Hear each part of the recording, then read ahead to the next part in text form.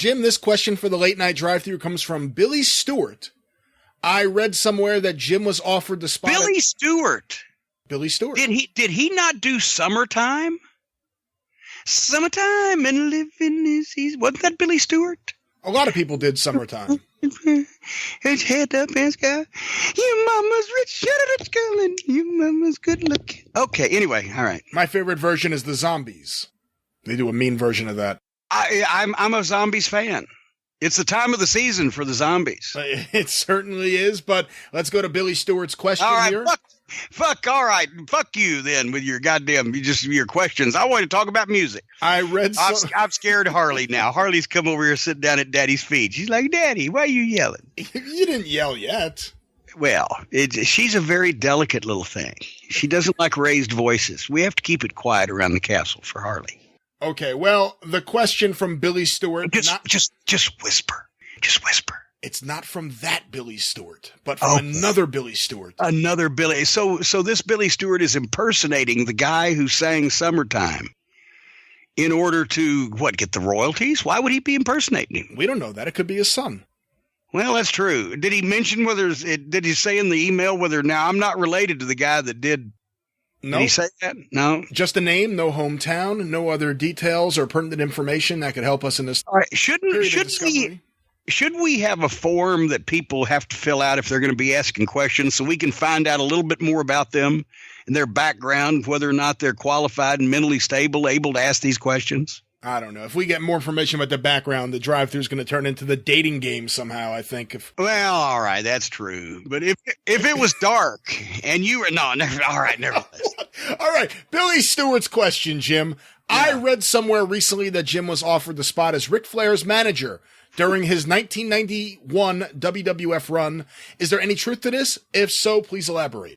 Well, no, actually, that was extrapolated from a story that I told one time where Flair had called me, and that's when he knew he was going, and he was like, come up with me, and you could be the Kentucky Colonel, and you could wear the white suit and everything. You could be my manager. I'm like, no, because I was setting up Smoky Mountain Wrestling, and I had put a bid in because Rick Rubin had said if we could get Flair just once a month, and pay him $10,000 just to be our champion and just wrestle in Knoxville if that's all it ever came to, and then he could do whatever the fuck he wanted.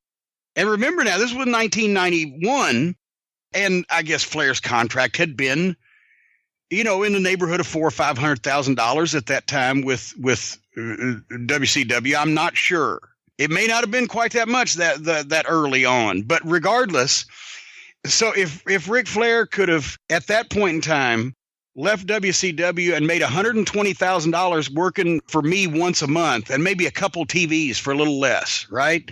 And gone to Japan and probably got a six-figure offer for the same number of dates and made his own schedule with a few other things, he could have made comparable money and not gone to the WWF. But, of course, Rick wanted to go and be on TV, too, and work with Vince, and et cetera. But during that time, we were talking back and forth. And so when he finally said, I'm going to go, you come with me, be my manager, you can be the Colonel. And then to this day, sometimes when he sees me, he'll call him the Colonel. But no, it was not there was not an offer put on paper or actually given from Vince McMahon. Yes, come and be Ric Flair's manager. I would almost had to think about that one, but I was in the middle of doing what I was doing. I never heard that story before. The idea that you and Rick Rubin offered Flair a guarantee for one date a month. I never heard that before. I'm actually kind of surprised. Well, it didn't last long because he made his decision. I mean, it was out there for a couple of weeks, I floated the idea to him and for a couple of weeks before he made his decision that he was going to work for Vince. But yeah, because and when you think about it, would Ric Flair being on the card have drawn, because I mean, we could obviously, that could have been we could have raised ticket prices and that would be our marquee show of the month. And maybe he wasn't in Knoxville every month, maybe two or three or four times a year he was in Freedom Hall in Johnson City, or, my God, we couldn't do any bigger house in Pikeville for the Bluegrass Brawl because we sold out every year. So he would have never been there. But for $10,000 for the notoriety and the attention and to tape stuff for television, that it gave us. And also at that time, even tickets were $10. You think 1,000 more people would show up to see Ric Flair defend the Smoky Mountain Championship against whoever the fuck, then, to be honest, whoever the fuck was defending it, So yeah, it would have actually kind of made sense and not been that much money to Rick Rubin for what he was getting out of it. It's so interesting. Do you think that having Flair would have changed anything with TV? Obviously, you were in a position where, unfortunately, you had to buy some TV spots. TV stations were so used to infomercials that they wanted money, but do you think it would have helped you get into some of the markets you wanted to go in if you were able to go to a station and say, we have Ric Flair? Oh, God. It would have. But see, then here's the thing.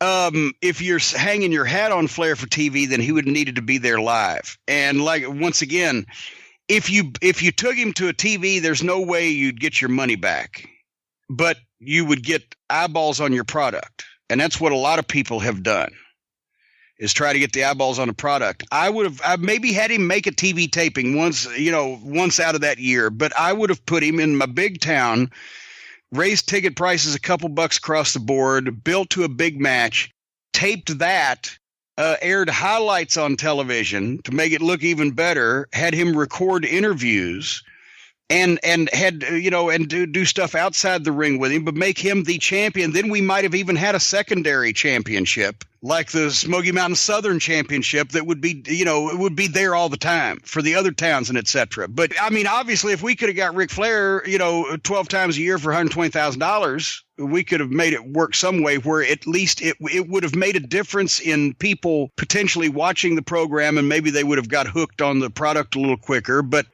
overall, I think the TV stations, they would have perked up a little bit if you mentioned him, but they still would have wanted the fucking check, because they wanted the check from goddamn WCW, and they had every star in the fucking world.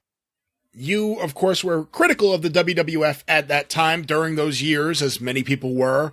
What are your thoughts about the idea you would have gone there and, I guess, much like John Tolis, who all of a sudden just became the coach, and so many other people who went there from the NWA who the Road Warriors were never called the Road Warriors during that first run. They were just a Legion of Doom.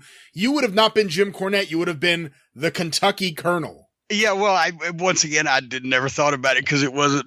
I mean, if I'd have said, "Oh, Rick, put a word in for me," they may have gone for it, but who knows? But no, it was never. It was not anything I thought about. But I got a kick out of it just being the Colonel. And sometimes I'd go, "Hey, Rick, it's the Colonel," and But hey, maybe that's what Robert Fuller got. He gave the Colonel gimmick to Robert Fuller when he was booking in WCW. Now I just thought about that. Oh my God, motherfucker! I just realized that. Eddie got Robert Fuller from me, because Robert gave me notice in Knoxville, friendly and amicably, to go work in WCW, and they made him the Colonel. So Flair got his fucking Colonel, and it wasn't me. Motherfucker.